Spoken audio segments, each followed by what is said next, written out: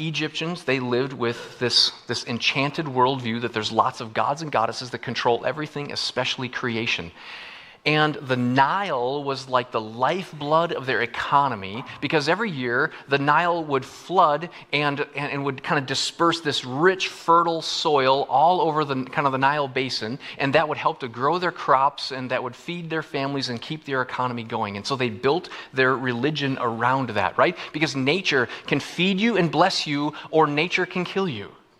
And so we kind of have this, like, I'm scared of nature, but I also need it and respect it, and so we turn it into a religion of gods and goddesses. And if you keep the gods and goddesses appeased, maybe they'll be nice to you and give us what we want and not kill us. One of the gods and goddesses was the god Hapi, the god of Nile fertility, and was worshipped because every year they believed that the god Hapi would cause the flooding and would make the soil very, very fertile. And so when the Nile turns to blood and the fish die, what does that signify about Hapi?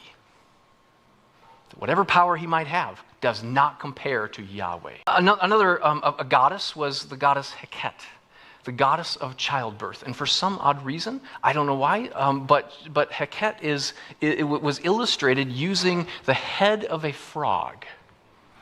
And so, childbirth, especially in ancient societies that don't have medical advances, childbirth is a very dangerous experience. And so, so that moms-to-be would hold charms of the goddess Heket, asking for godly help in making childbirth successful and safe.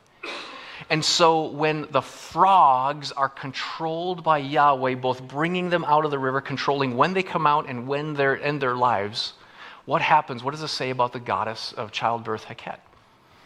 Whatever she is, if she actually exists, she doesn't compare to Yahweh.